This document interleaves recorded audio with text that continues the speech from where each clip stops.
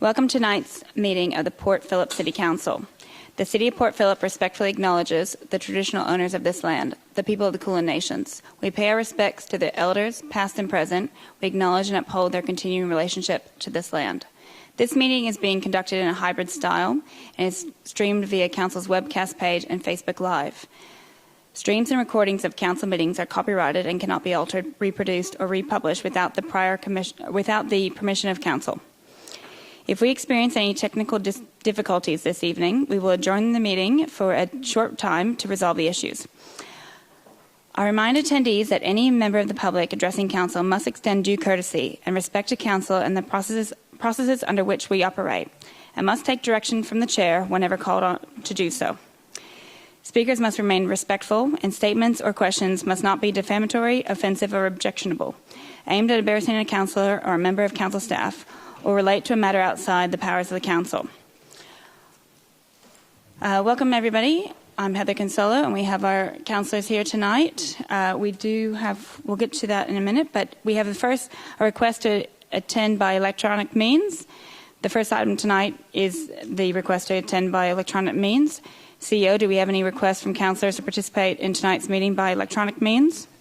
Thank you, and through you, Mayor, we've had a request from Councillor Crawford, who's been delayed and will instead join us as quickly as she can from home tonight. Thank you, CEO. Councillors, I now seek a mover for the motion. Councillor Martin. Okay, do I read that? Okay, Councillor Martin has moved. Do I have a seconder? Councillor Sirkoff.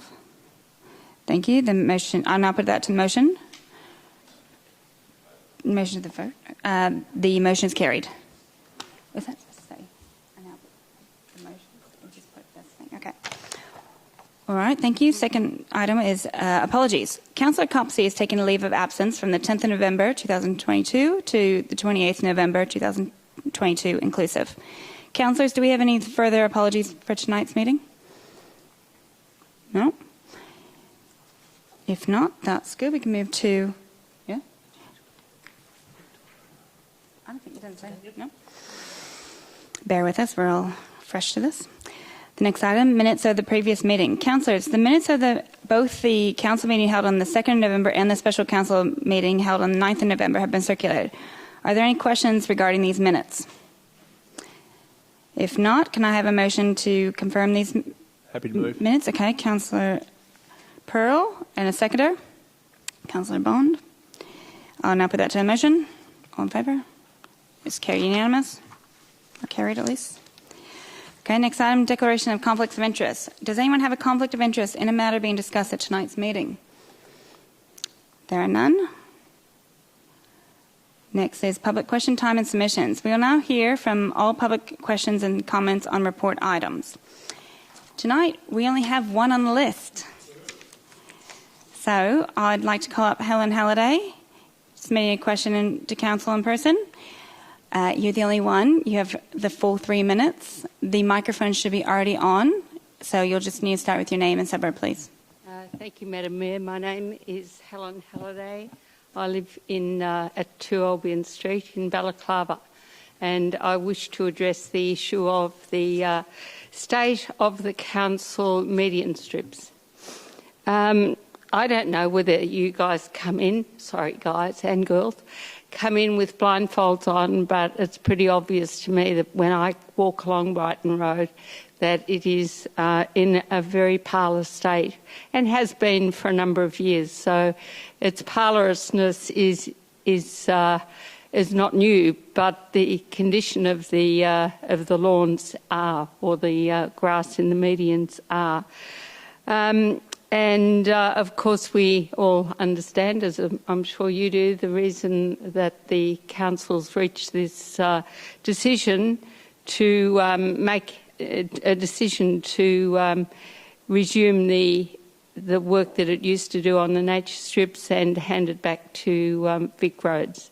Vic Roads do not have a good track record of maintaining these sorts of things. I drove around today to check all the roads, which are extensive across the city, and obviously include Beaconsfield Parade, Elwood, Bay Street and Canterbury Road, not to mention St Kilda Road, St Kilda Junction. It's got an upturned tree in it, has been there for 6 months. So it's obvious that some remediation has been made perhaps by I guess Vic Roads or maybe Minister for Transport, but it all looks very shabby. My question is, why have only some areas been given a rough cut, and when will the city as a whole be made safe? What agreement has been reached with the Department of Transport to ensure continuous maintenance of Victorian road medians, Vic Road medians? What capacity does the city have to set standards for these works, including new trees in needed areas such as in Brighton Road? And why is it acceptable for everybody in this city now to say to me, gosh, it's pretty terrible the way that the roads now look, as a result of a standoff which appears to be a dispute between the council and Vic Roads? We want to see the city made cleaner, greener, cooler. These are the priorities that should be in front of the council, not having fights with Vic Roads. And I do hope that the council will see it in their wisdom to review the whole of this in the light of the whole issue of greening Port Phillip. And I have in front of me Melbourne's Grand Boulevard, of which St Kilda Road is one of them. It's been extended. It should be our pride and joy. It shouldn't be a rubbish dump. I look after 30 trees myself, but I haven't reached the stage where I can possibly also look after, I don't know, some hundreds of the trees in the city. Thank you, Madam Mayor. Thank you, Helen. I'll refer to Officer John Bartels.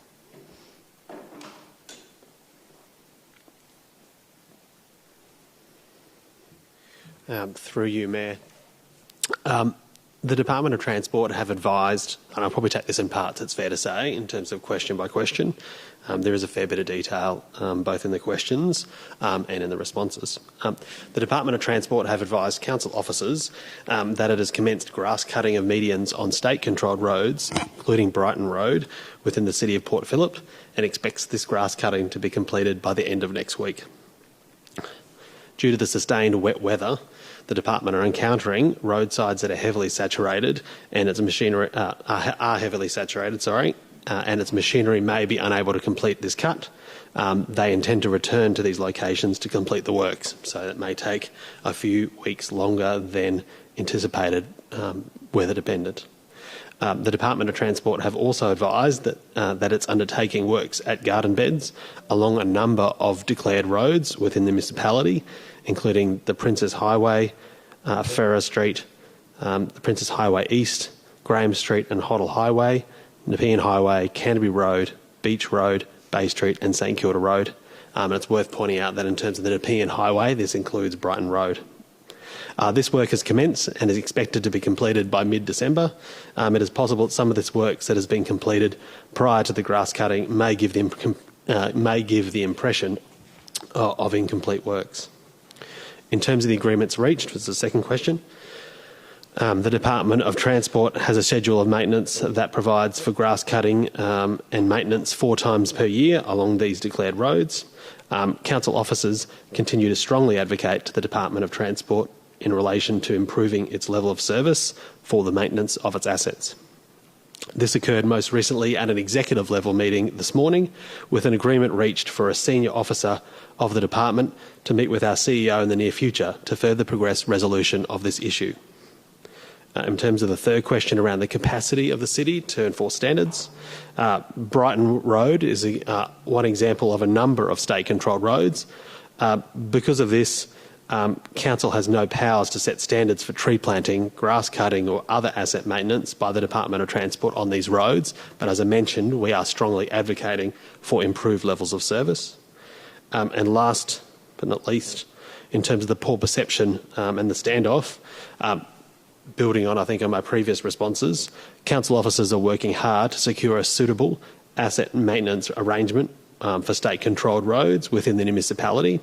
As I mentioned earlier, senior staff, including the CEO, are strongly advocating to executive levels of the Department of Transport to secure increased state government funding for this maintenance and in turn elevated service levels to better align to the expectations of both council and our local community. I'd like to ask a follow-up on that.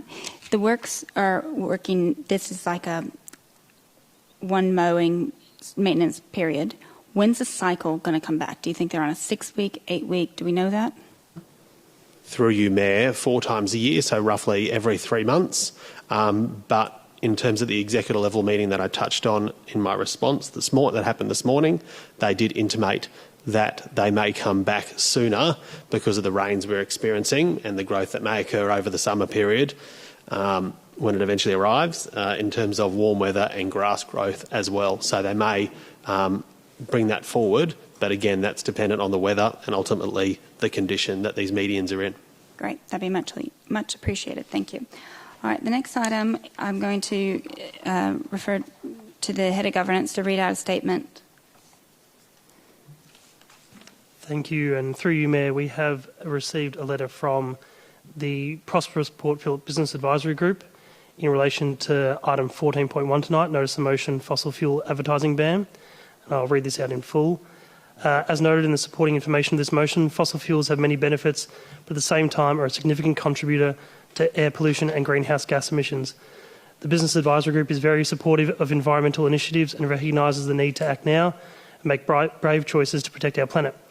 At the same time, we understand for every action there is a reaction and feel this motion needs further consideration to ensure the impacts of this motion are well considered and do not have unintended consequences which are damaging to our municipality. As for all, these past few years have been extremely difficult for our business community and we continue to work hard to restore economic activity and vibrancy back into our community. We don't want to go backwards and lose any ground we have made.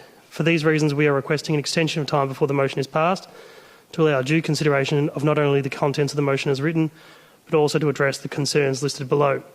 A number of the City of Port Phillip traders and businesses associations have made great progress with the Australian Grand Prix Corporation to ensure the event is hosted within the COP area, has a direct positive economic impact to businesses and the community in which it is held.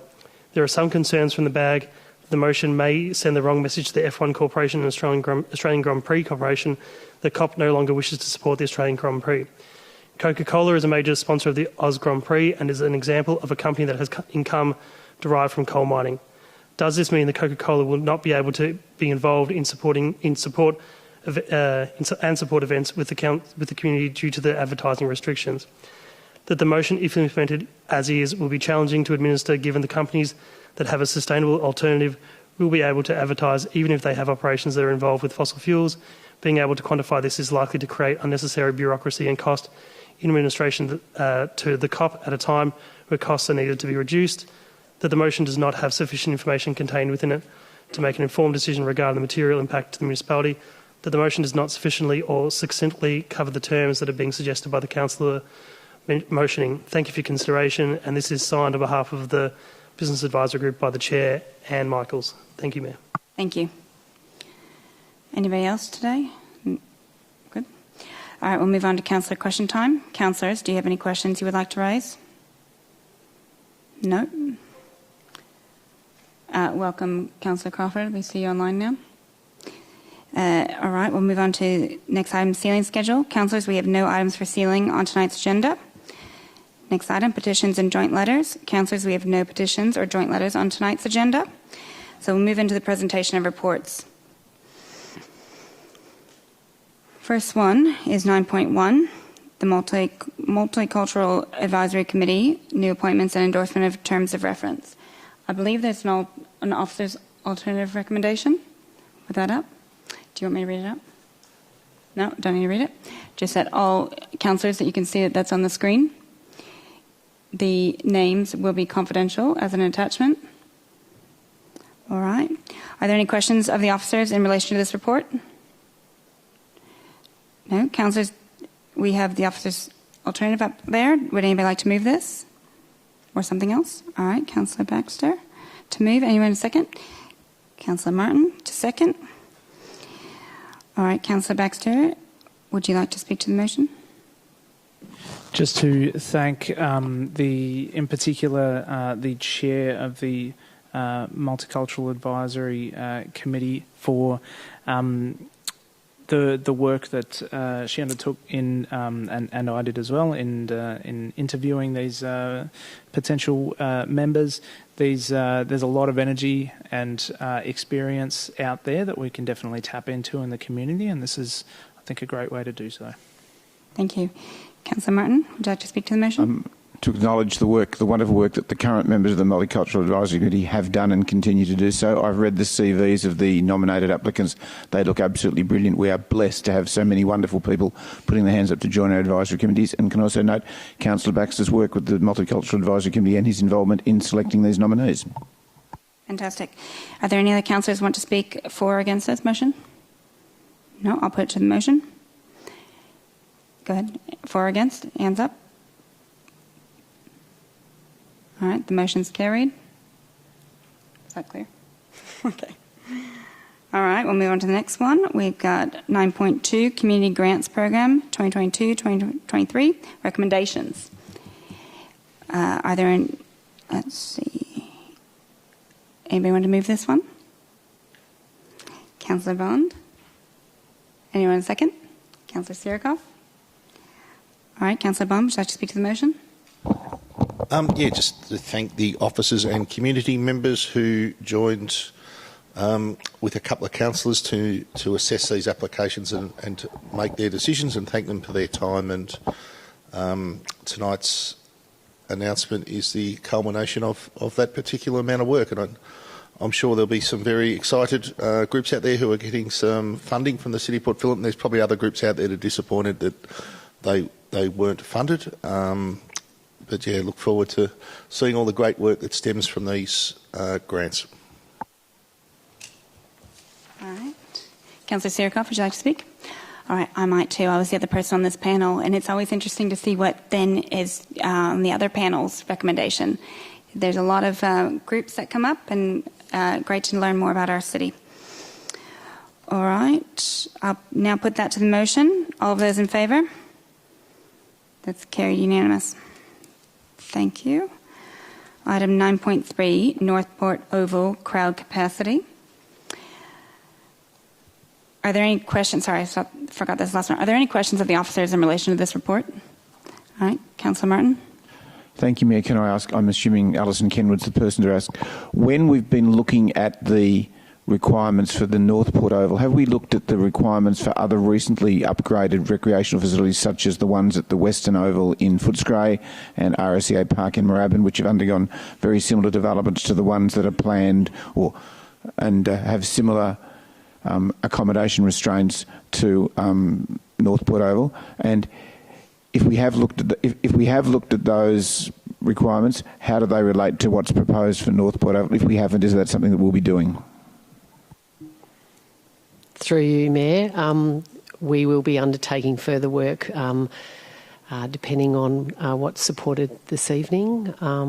But I think there's a lot of learnings and some good facilities that have been recently built that we can certainly look at and learn from as we develop and improve our current facilities here in the City of Port Phillip. Okay, Councillor Clark. I just want to clarify, because I can see that it's written quite clearly, but it seems somewhat hard to believe that. Am I right in saying that it's $2.5 million for gate openings, which I assume is just adding some more gates around the oval or the facility, and putting female and male unisex toilets there? Could we not put portables on when those number of games, because it's not every game, it's a certain number of games for memory on reading this, could we not put those portables on when it's needed, spend the money on the gate openings? Surely that's not going to cost $2.5 million, is it? So through you, Mayor, the cost to modify the gates and the openings is quite minimal, around $20,000 is my understanding. So in terms of being able to bring in temporary infrastructure to be able to allow games with up to 6,000 participants, there is capacity to do that. So that cost is for fixed infrastructure, so that we have permanent infrastructure in place to be able to cater for 6,000 people at any given time. Currently, there is capacity for 6,000, and temporary infrastructure can be brought in depending on the number of expected people at the facility. So I hope that answers your question. Yes, thank you. Any further questions? Councillor Pearl. Thank you, Madam Mayor. Do we have any information on crowds at the venue over the past few years? Any data, I shouldn't say information, in terms of the frequency of people attending the venue? Alison Kenwood. Through you, Mayor. We have data has been provided by the Port Melbourne Football Club. Currently, it is based on use, and we are seeing further use of the facility, particularly for women's AFL. And then the capacity has been towards the 3,000 mark.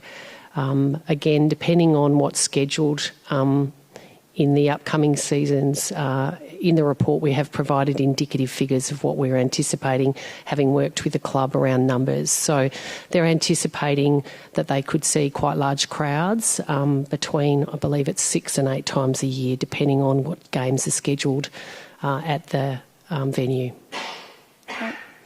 And if I just ask a follow-up, the reason I'm asking for the historical data is to validate whether or not we think that, because everybody's always, including myself, always fairly rose-coloured in their predictions. Do you have confidence in those numbers? Yeah, we've worked closely with through you, Mayor, we've worked closely with the club, and we've been given indicative figures. They have been able to see an increase in use of the facility, particularly with AFL games being played there, women's AFL games being played there. So they've provided that information, and indicatively it does look like numbers are climbing as there's more interest in being able to attend and watch games. So again, the advice on being able to build to the capacity of 6,000, we did work with the clubs on their anticipated numbers for coming seasons. Thank you. Any further questions? All right, councillors, we have an officer's alternative recommendation. Would someone like, we'll put it up, please.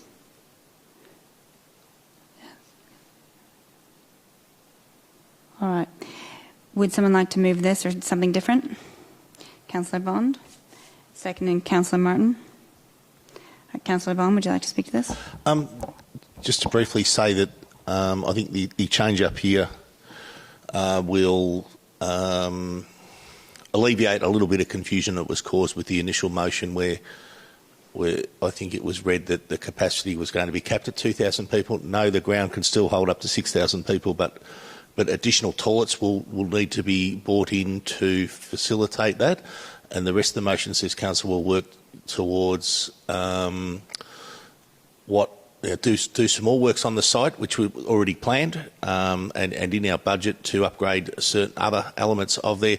And then we're going to look at what it will take to upgrade these facilities so that they can be compliant, and hopefully the temporary infrastructure isn't required as often as it very well may be at some point in time in the future. But the council's going to do that work prior to that decision being made, and that any decision on that will come back through, I guess, standard council budgeting processes and compete against every other project in the city for funding.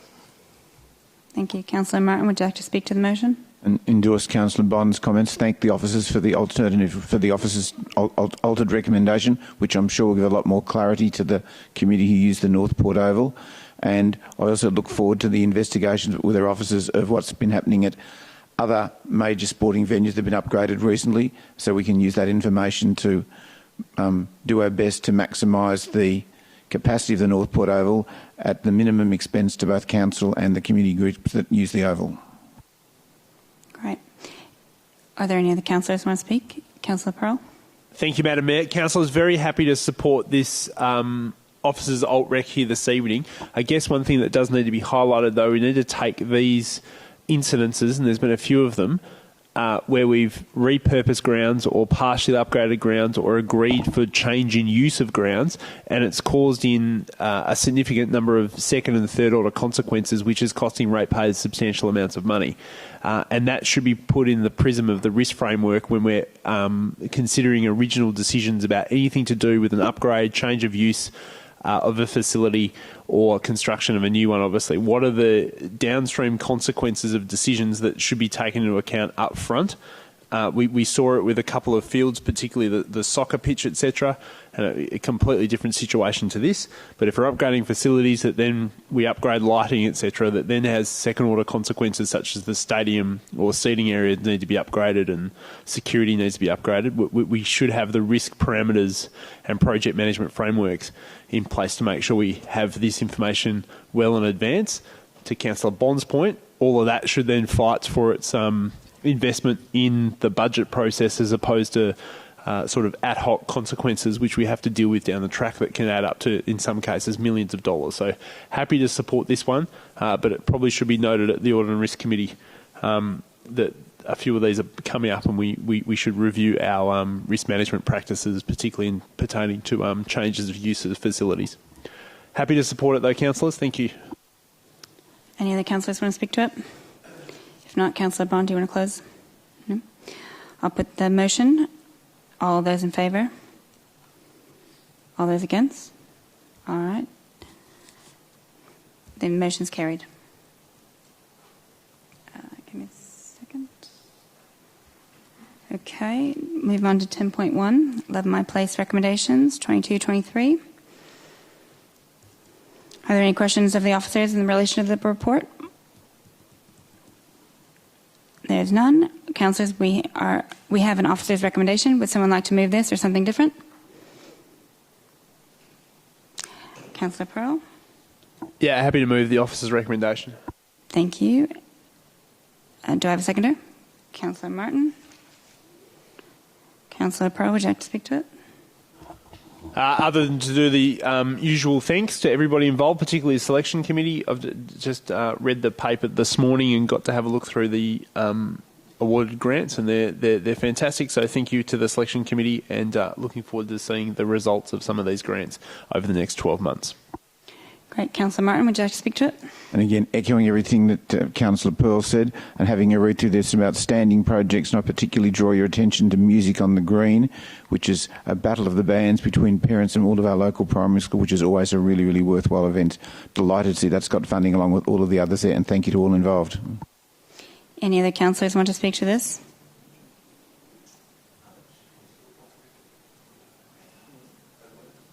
Oh. Are they confidential? Oh. Okay. Yep. Sorry. Yes, the attachment is confidential. That's right. Yes. All right. Okay. Councillor Pearl, would you like to close? No, thanks. It's usually better to keep your mouth shut. I will now put the motion. All those in favour? All right. That's carried unanimous. Thank you. We'll move on to 10.2, Moubray Street Community Park Road Discontinuation Submissions. Let me catch up. Are there any questions of the officers in relation to the report? Oh, I don't see any. Councillors, we have an officer's recommendation. Would someone like to move this or something different? Councillor Pearl, you're on fire tonight. Do I have a seconder? Oh, Councillor Bond. All right, Councillor Pearl, would you like to speak to the motion? Yep, this is a good project, I think. We've allocated we've been able to move some funding around, which is a good thing to do, and this has been tested out with our community for a very long period of time. It's a highly valued community space. The residents abutting to this area have been heard, and over a long period of time, and I think we're now getting a really wonderful, satisfactory outcome for everybody. We'll have hopefully, when the next recommendation comes to council, we embody all this feedback, and it informs us to make a better decision whenever this comes back, hopefully not too far away. I didn't read an actual date in terms of the next steps of when it's coming. hopefully will be this year, though. I can't imagine it'll be that far away. So looking forward to the report coming, and I think it's a good project and good to see it moving forward. Strongly recommend you support it, councillors. Thank you. Councillor Bond, would you like to speak to it? No? Councillor Pearl, you want to close? Or, sorry, anybody else want to speak to it? No? Okay. I will now put the motion. All those in favour? All right. Anyone against? I think it was unanimous. Thank you. Carried. All right.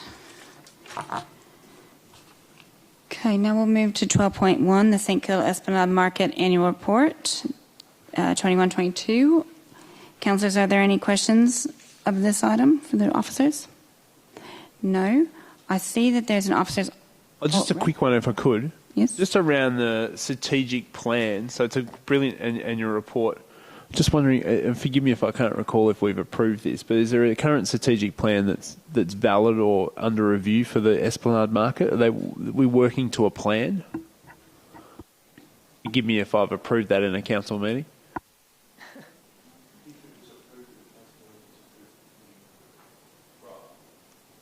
I refer to you, Lauren. Should be on already. Through you, Mayor, we'll take that on notice and come back to you with confirmed dates, but I believe so, yes. Okay, thank you. We have an officer's rec. Would someone like to move this or something different? Councillor Bond. Anybody else want to second this? Okay, Councillor Sirkoff. Councillor Bond, go ahead and speak to it. There we go, try that one. Just to note that an annual report for the St Kilda Esplanade Market is a relatively new thing. I think it only came in a year or two ago, so we haven't been doing this for too long, but I think it's important that that the Esplanade Market does report back to Council with its annual activities and lets Council know its reason for being. Obviously, the last couple of years has been challenging, and the market Council has been subsidising the market for the last couple of years. There's no hiding that, but there is a plan to get the market back into. I don't think it's necessarily surplus, but it should be breaking even and covering its own costs down there on the Upper Esplanade, and I think that is the plan and the intention of the St Kilda Esplanade market is to reach that point where it can be self-sustaining and self-funding, and not cost the council anything.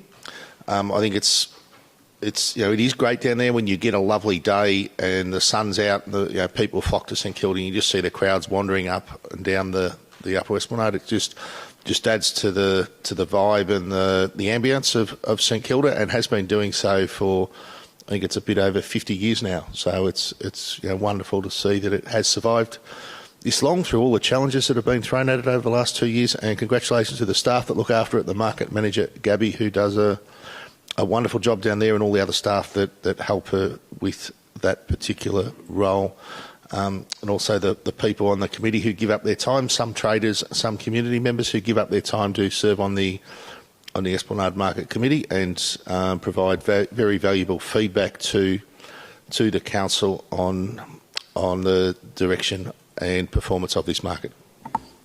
Thank you. Councillor Sirkoff, would you like to speak to the motion? Yes, thank you, Mayor. I would also like to thank the manager of the St Kilda Esplanade Market, Gabby Elaine, and her team for the work they have put in over the past 21-22 financial year. The first 15 weeks of 21-22, the market was closed because of COVID lockdown, so that made it hard to make any contribution to their financial report being in the positive. When the market was once again operating, the team did work hard to make the market alive and engaging by hosting quite a number of family events to attract visitors to the area. Not only did COVID impact the operation of the Sunday market, but also a number of severe weather events, both hampering to attract the new store holders to this outdoor market, and also subsequently the financial report, which unfortunately is in the deficit. However, the good news is that the number of store holders has been increasing and is now attracting more than 100 permanent and casual store holders to the Upper Esplanade, which is a positive move. So I hope that the market continues to attract more art and craft makers to the Esplanade and to make St Kilda a lively and welcoming destination for locals and visitors from out of town. Thank you. Any other councillors want to speak to this one? All right, Councillor Bond, would you like to close? No? I'll now put this to the motion. All those in favour? That's unanimous. Thank you. All right, 12.2, Cultural Development Fund projects, grants 22 to 23 recommendations. I note the attachments are confidential. All right. Are there any questions of the officers in relation to the report?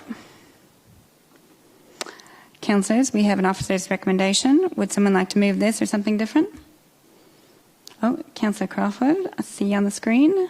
And second, Councillor Bond. All right, Councillor Crawford, would you like to speak to the motion?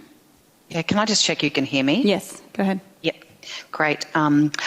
Look, this is my second year, I can't even remember now, on this committee, and it's always a pleasure to work with the expert professionals in the creative space that we have in this city and the officers that we have at council.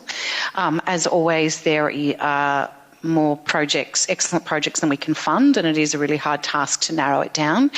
But again, so commend everyone that has applied, but there were only a certain number that we could fund. So I'm really looking forward to some of the projects that come out of this, and I hope that the wider city gets to see a lot of them. So keep an eye out on our socials for some of these amazing events.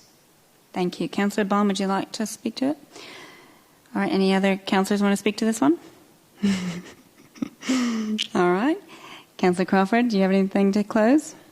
No. I'll now put the motion. All those in favour? That's carried unanimous. Thank you. All right, 12.3, Creative and Prosperous City Strategy 23 to 26. Are there any questions of the officers in relation to this report? Councillor Pearl? Item number 47 details the communication plan. Now, we invest millions of dollars into this division of the organisation. I was about to say company, but division of the organisation. And we tout that it has a large amount of economic benefit. The area that concerns me the most is the way we communicate and advertise our events. So obviously in the commercial sector or other areas, you'd be focused on the production of revenue to sustain the event. So promotion and advertising and communications is a key component to that. We rightly, and it's our skill set, are very focused on production, risk management, procurement of the artists, etc., and less focused on the communication. It's my understanding. And I noticed this a lot during COVID when we were putting events on, and even in my cohort now, who, as social media trends have substantially changed in the past 5 years, what used to work 5 years ago doesn't work to the same extent now, and people get their sources of information from a number of places that we don't really feature in and we don't advertise in, such as TikTok and those sort of places, etc. So the question is are we focusing enough on the communications to ensure that the investment that ratepayers are making into this part of the organisation is delivering the economic and social and cultural benefit that everybody in the city can share and everybody in Melbourne can share? If not, what improvements are we going to make to ensure that we are changing with the market? Through you, Mayor, it's an excellent question and obviously something we spend a large amount of time at Council discussing. We are constantly evaluating and looking to sort of take on new communications channels. So as I've said, I think previously, erecting a lot of VMS visual billboards all along the foreshore to catch all sort of the people there. There is an action in the strategy around flagpoles and the possibility of erecting them, both around the foreshore and in other areas to actually sort of have flags and outdoor advertising. We have suffered by relying a lot on opt-in channels to council, so people need to obviously subscribe to things or follow us on social media. So we are really focusing on where we can kind of reach and capture people that aren't necessarily choosing to engage in us. So that's that outdoor space. We are looking at a channel sort of strategy in the communications area, so we're very aware of this issue and are doing everything we can to communicate in as wide a variety of possible ways. We have, thousands and thousands of people engaging with council via our libraries, via our maternal child health, via our arts programs, via our sporting clubs, and we are trying to cross-promote against all of those sorts of channels. So obviously we do this with a minimal paid advertising budget, although we do the major visitation campaign we're doing this year, as sort of recommended by the Business Advisory Group. So that will heavily encourage visitation, and that's sort of quite an extensive digital and radio and outdoor campaign. So I think the short answer is we can always do more, but we're critically aware of this issue and are trying to increase our channels and our reach as much as possible. Thank you. Thank you. I have a quick favour to ask. Brian T., can you pull the blind down a little bit more there, please? Or, sorry, I think it's behind you. That's why I asked that one, on the other side. Oh, there, yep. Thank you. Is that better? Can you see now? All right. Thank you very much. All right. Are there any other questions in relation to this report? All right. I see none. Councillors, we have an officer's recommendation. Would someone like to move this or something different? Okay. All right. Councillor Bond, thank you. Any seconder? Don't be shy. Oh, Councillor Sirikoff, you're up. Okay. Councillor Bond, would you like to speak to the motion? Just very briefly, that I know this is the culmination of a lot of work from staff over a number of years. This is the strategy that will guide many areas that are really important to our residents with regards to activation of our city, with regards to live music through the Live Music Action Plan, many other events and things like that occur in and around our city. So it's probably a very important strategy that I look forward to referencing again and again over the next few years as items come back to us that will result from this particular strategy as it gets implemented by officers over the next 3 years. Thank you. Councillor Sirikoff, would you like to speak? No, that's all right. Anything further to close, Councillor Bond? Yep. I'll now put the motion. All those in favour? That's unanimous. Thank you. All right, we'll move on to 12.4, the outdoor trading dining policy. Are there any questions of the officers in relation to the report? All right. Councillor Pearl, you're first. Thanks very much. I was just wondering, Madam Mayor, if we could get a bit more information on the review date. So given that I think this is like the second detailed review the policy's had.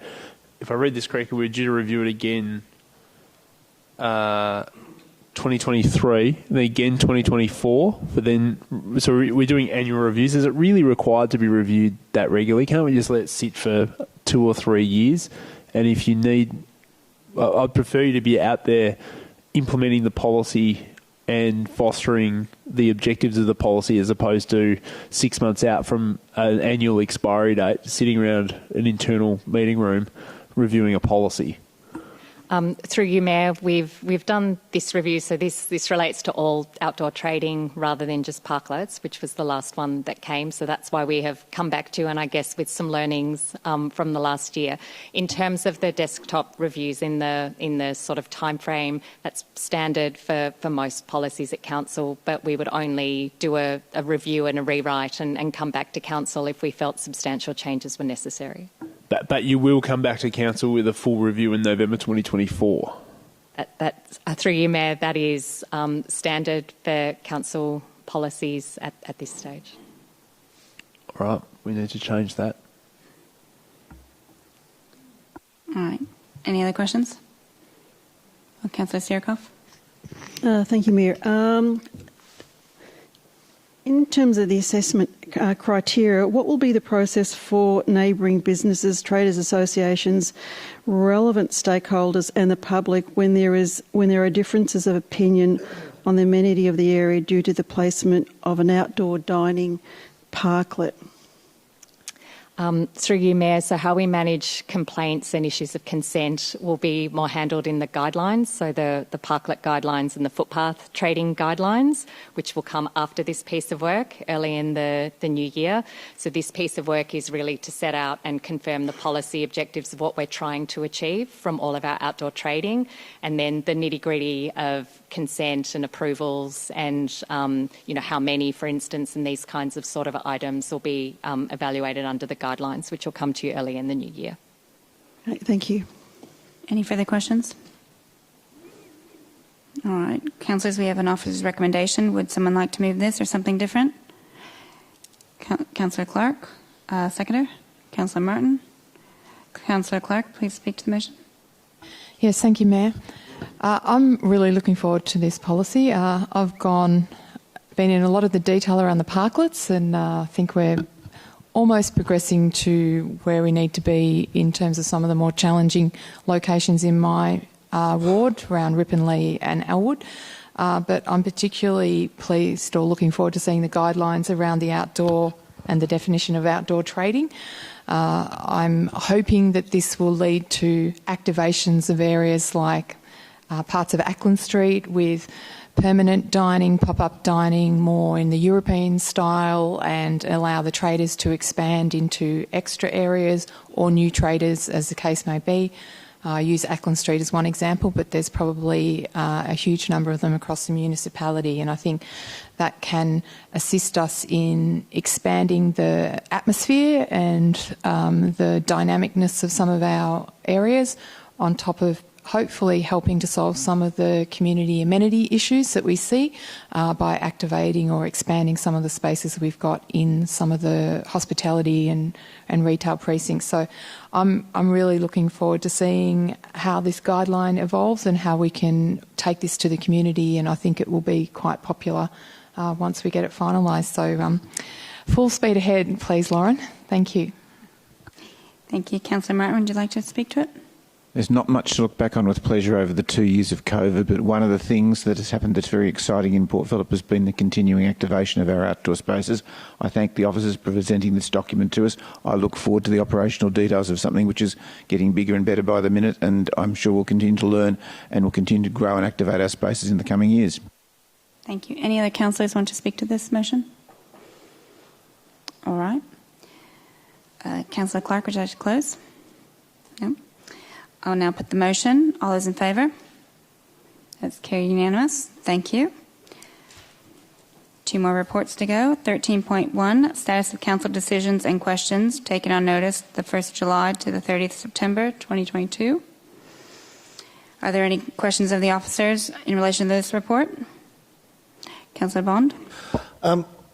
There was a reference in, and I'm just looking for it now, in one of the decisions with regards to gasworks, and it references the fence, Port Melbourne, the fence that will interface between gasworks and the new proposed primary school on the corner of Pickles and Richardson Street.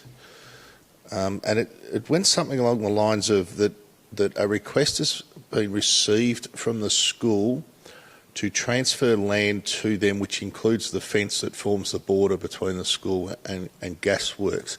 And that was apparently council had agreed for that, and it was going to go to ELT for further discussion. It hasn't come to councillors as yet. Does anyone know when that decision will come to councillors, or if it will come to councillors? Thank you, CEO, please. Through you, Mayor, as far as I'm aware, that hasn't come to the executive team either yet, and I wasn't aware of it, but we will follow up with that and come back to you. Thank you. Any further questions? I just have found it. It was a 6th of July 22 decision with the Youth Arts Precinct at Gasworks. Yeah. And Through you, Mayor, thank you. I've got the reference, and I will follow up with officers. Thank you. On that. Thank you. Any other questions? All right, councillors, we have an officer's recommendation. Would someone like to move this or something different? Councillor Martin, seconder. Councillor Pearl. Councillor Martin, would you like to speak to it? Councillor Pearl? No? All right. Then I'll put the motion. All those in favour? Thank you. Carried unanimous. And last report tonight, 13.2, management of legal services. Are there any questions of the officers?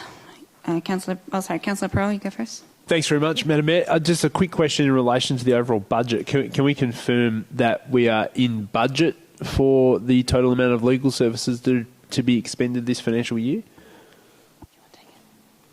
See you.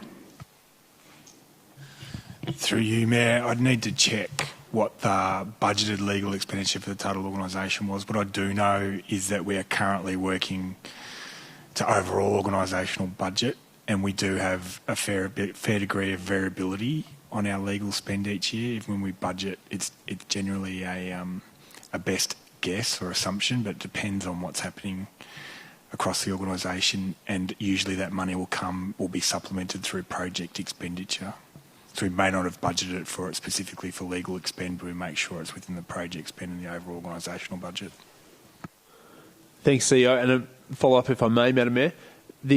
And I assume a cost benefit is being done on the cost versus recovery, etc. We're not across those legal matters that are listed there fully.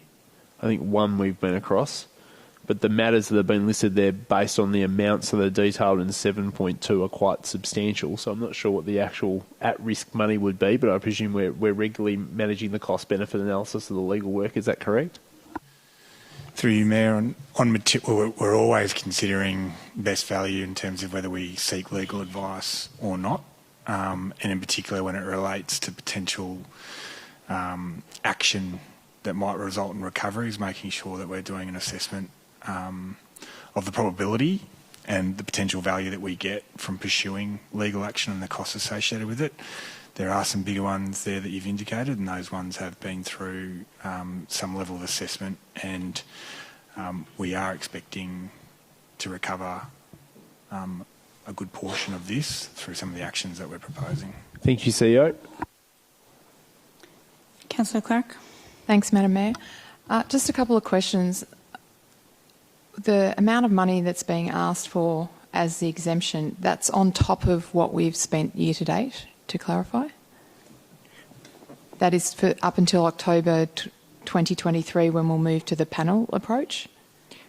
Yes, that is correct. So it's in the extension, I think, for Maddox, which is the 500,000, is in addition to the 900,000 that we've already spent on them, and that is to take us through until that new approach arrives. Okay, and I was just trying to understand why this has been referenced as a extraordinary circumstance, and I just want to check if I've understood the document correctly. Is that because we were following a previous guideline or policy that said you could get ministerial approval to spend over certain thresholds on legal advice, and then we were unaware that the change to the Local Government Act required us to follow a procurement process and we'd already spent more money than that approach? I'm just trying to understand what's led this to be an extraordinary circumstance, please. Through you, Mayor. No, I think the team were aware when they created the new policy that that exemption wasn't put in place in the new policy. What's happened in implementation is that we've actually still got some large outstanding legal matters where it doesn't make sense to change legal providers in the middle of that. I have asked the team to review the policy and to do that, to not wait to the panel arrangement, because I think in some cases it's impractical to use panels and go to quotes for legal advice, particularly for cases that are ongoing, and you're just not sure where they're going to land when you start. So I've asked for the policy to be reviewed and for that to be done early in the new year. And in the meantime, for these legal cases, I understand when they're large, it doesn't make sense to start with new lawyers, so that's why you've asked for an extension, or for these ones in particular. That's right. Okay, thank you. All right, any further questions?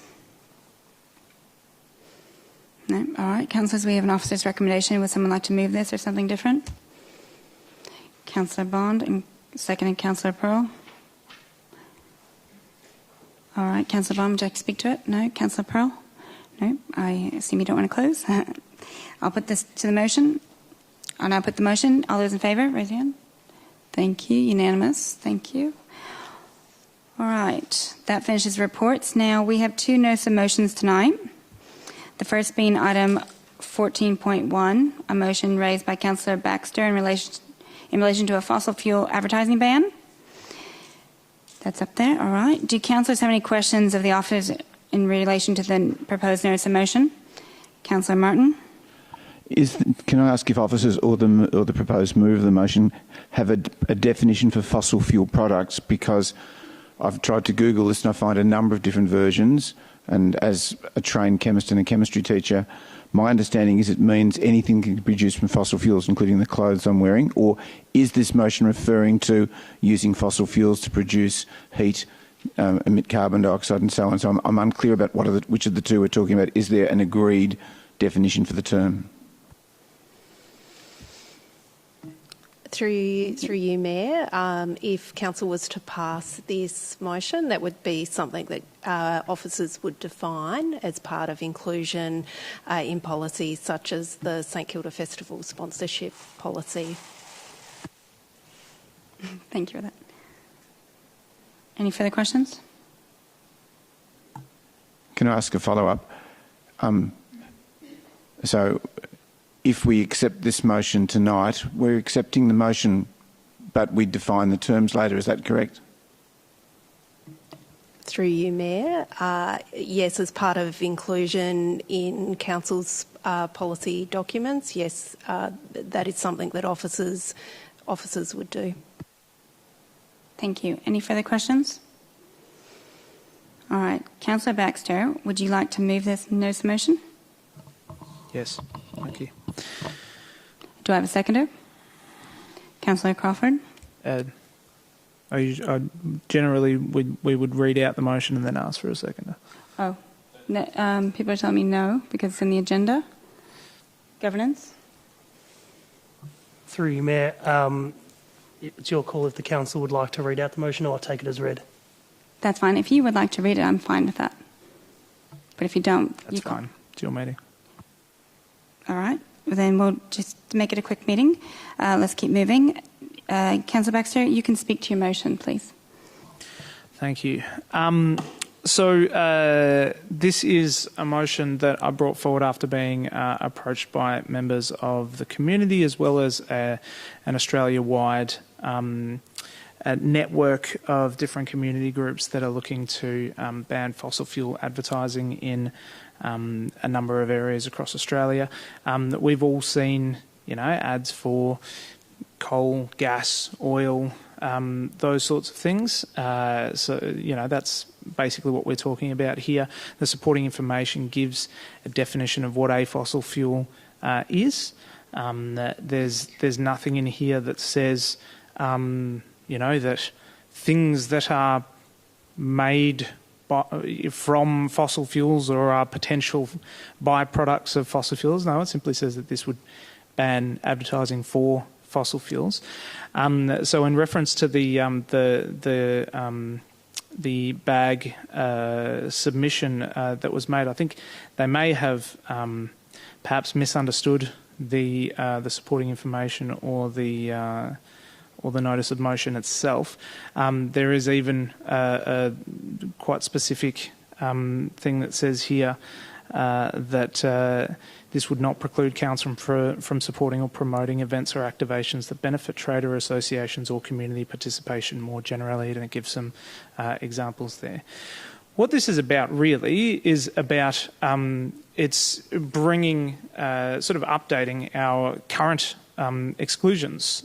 We already don't allow certain sponsors for the St Kilda Festival, for example. So that would be things like, let's have a look here, tobacco and cigarette-related products, services or brands, gambling, gaming or betting products, services or brands associated with pornography, etc. We have also, policies around responsible investing in terms of the sorts of places where we would invest our money. So this is really just adding fossil fuels, which are the cause of the greatest risk to human existence ever in climate change, and bringing that in with other risks to human health, such as tobacco.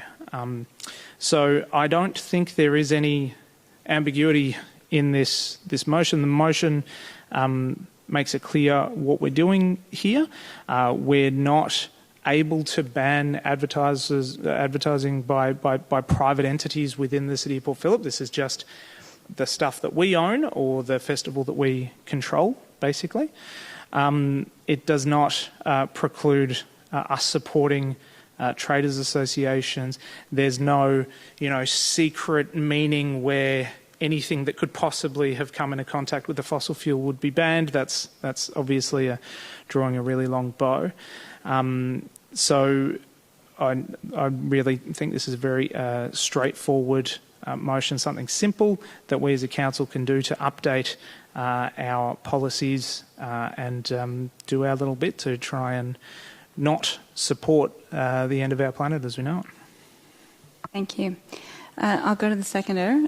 Councillor Crawford, would you like to speak to the motion? No, I'm okay, thank you.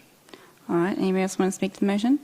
Can I move a procedural motion, please, that this matter be adjourned until we can clearly define the term fossil fuel product? Okay. As a procedural matter, we'll have to take a vote on that the matter will be adjourned until further notice. All those in favour? Sorry, can I just... I'll put a procedural... What is the term? How is adjourned? Do you mean that the item be deferred? Adjourned is a different meaning. Adjournment of debate is what's listed here under procedural motion. So you just want to gag debate? No, I'd like to ask governance to clarify. Through you, Mayor, under the governance rules, there are procedural motions to be followed and no discussion, then you just go straight to the vote. Okay, so the item that we don't have a date, I think you're proposing, that's not to a certain meeting, but you're proposing that it just be deferred until we can hear a little bit more about this. Is that what you're asking? Okay, so as a procedural vote, I'll put that to the vote. So all those in favour of deferring to a future date, or do we have any questions? Everyone getting some confused looks. No, Councillor Clark. Sorry, I'm just going to see who's confused. Sorry, I just wanted to clarify the deferment of the debate or finding the further information that Councillor Martin has asked for. I think there could be possibly other information that people might want as part of that deferment. So while Councillor Martin has asked for further information on the definition of fossil fuel, I think it would be helpful to understand perhaps the unintended consequences that might come from this across the hiring of the City of Port Phillip Hall or other commercial advertising. So could that be included in the information we seek through this deferment?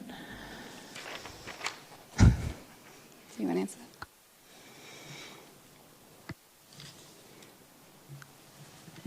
Through you, Mayor, I'm happy as the CEO to take any request for additional information outside of the meeting and to follow that up. But at the moment, you need to follow through with the procedural motion. And I'll repeat that is the matter be adjourned until further notice. All right, we'll take that to a vote. That's what I've been instructed we can do.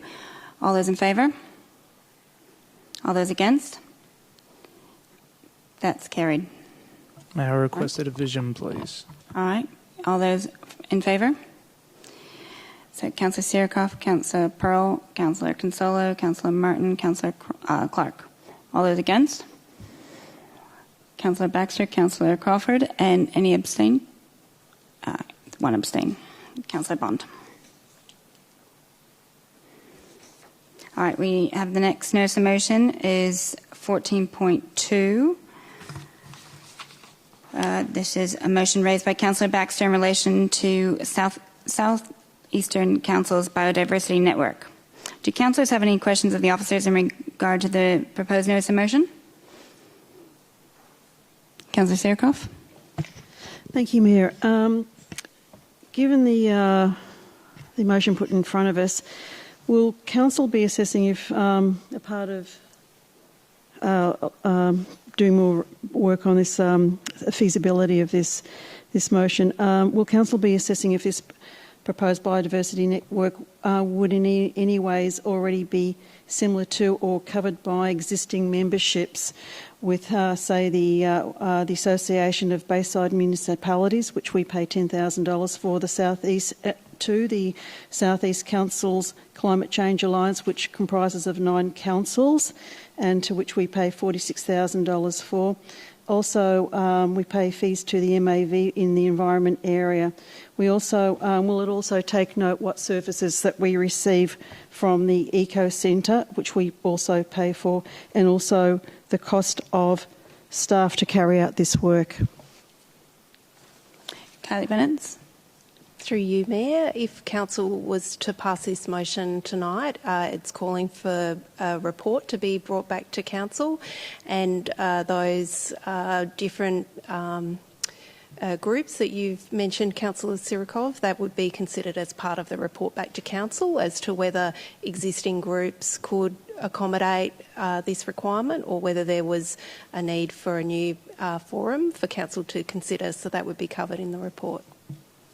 Thank you. Any further questions? No. All right. Councillor Baxter, would you like to move this motion? Yes, please. Do I have a seconder? Councillor Martin. Councillor Baxter, you can speak to the motion, please.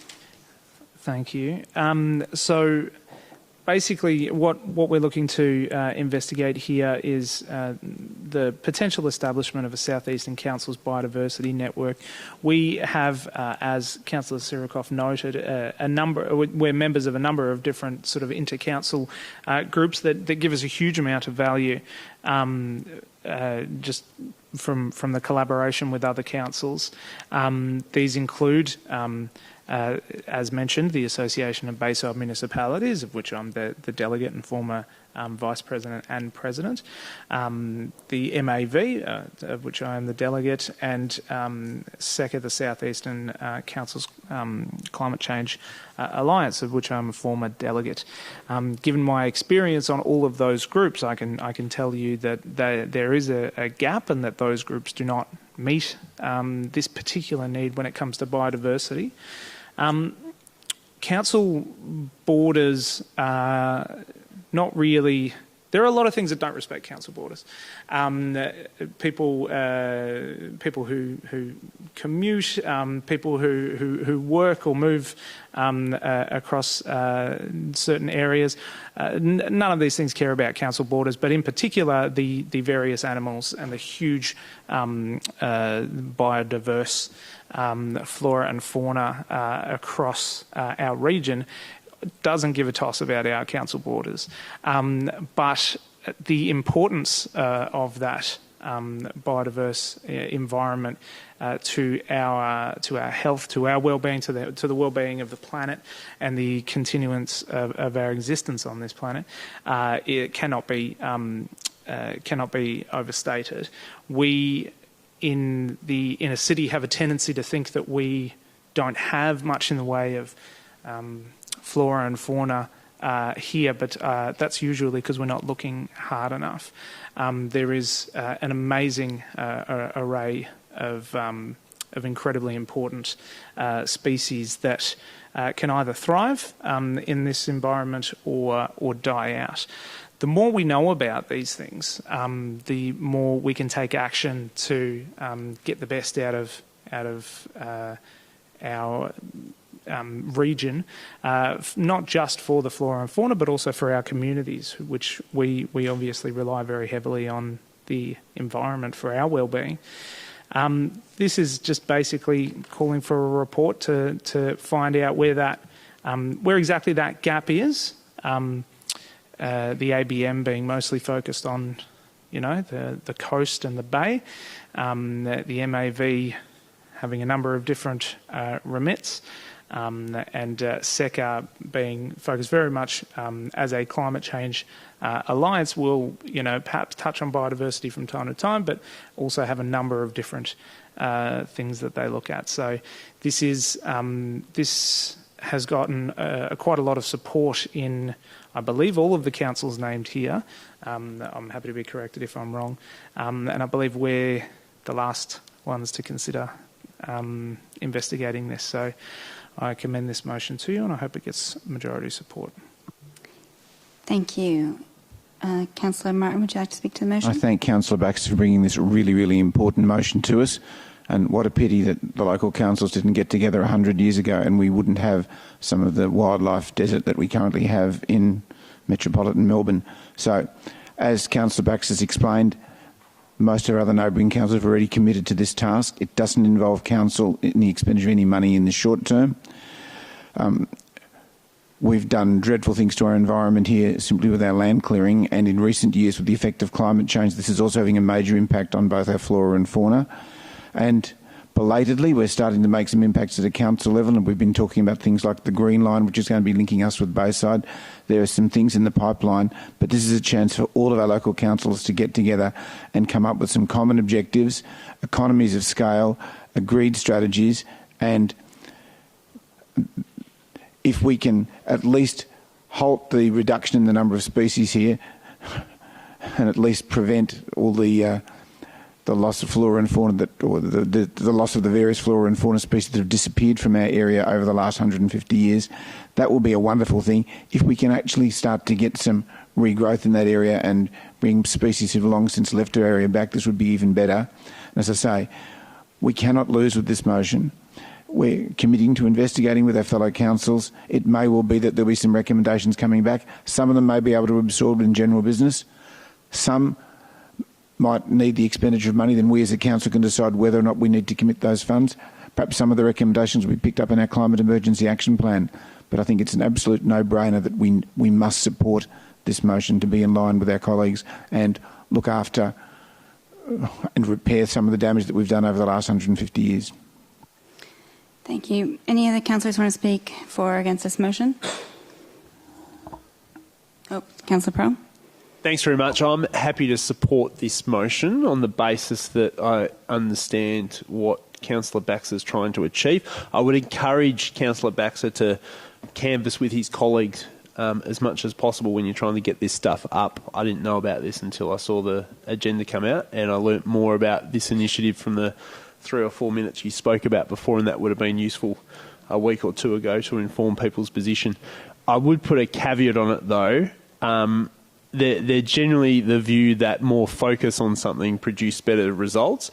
We now have a quagmire of groups that jump on top of each other for relevance, and then they start asking for money, which then starts increasing. Then they widen their scope because their original purpose is long forgotten. And hopefully this is not one of these groups, but ultimately it's a good indication of the complete failure of the MAV, because ultimately lots of these groups wouldn't exist if the MAV was actually an effective unit across multiple areas, perhaps even including this one. So we should probably review our memberships to a number of associations and benchmark those against results and outcomes. And I hope there is a significant focus on results and outcomes in the report that comes to Council about the establishment, potential establishment of this group. But Councillor Baxter, if you want the support of councillors on good ideas such as this, talk to us. Thank you. Anybody else? Councillor Clark. I may have solved this problem because there is a department called Department of Environmental, Land, Water and Planning, and I'm pretty sure as a state government body they can help us find the wildlife deserts across Melbourne and find where all our wildlife has disappeared to. So I fail to see how this is a council responsibility when we have a very well-funded state government department, plus a plethora of council associations and memberships that we could rely on to probably assist in this area. So I'm not convinced. The idea, and clearly wildlife is important, but it's not at the remit of council. And as for saying that this won't cost money in the short term, in my what am I up to, 2 years now. Pretty sure I've not seen anything that doesn't end up costing money. So best to probably nip this in the bud before we create another state government replica department. So I won't be supporting this motion. Thank you. Anybody else want to speak to this? All right, I will. I will be supporting this tonight. I attended a walk at the Elstonwick Nature Park maybe a couple months ago with some councillors from other areas, and this was discussed basically, and there's a lot of support and excitement about the prospects. So I thank Councillor Baxter for bringing it to our council to consider. I too heard that this has been supported by the other ones listed. Now I understand there are questions that some want answered, and this is only a report, so you will have the opportunity to have those answered and consider. All right. Councillor Baxter, would you like to close the debate? Thank you. Thank you, councillors, for all of your contributions to the debate. I will note that for those councillors like Councillor Clark who say that this is not our remit, please read the Local Government Act. It's very clear in what our responsibilities are, and mitigating climate change, taking care of biodiversity in our environment is our job as a council. It is and always has been our job as a council. It is not. It is absolutely inappropriate to suggest that this is not our remit. I understand that there is a state government department that I'm sure has a wealth of useful environmental knowledge that can be shared with councils. We have a responsibility to take care of our communities.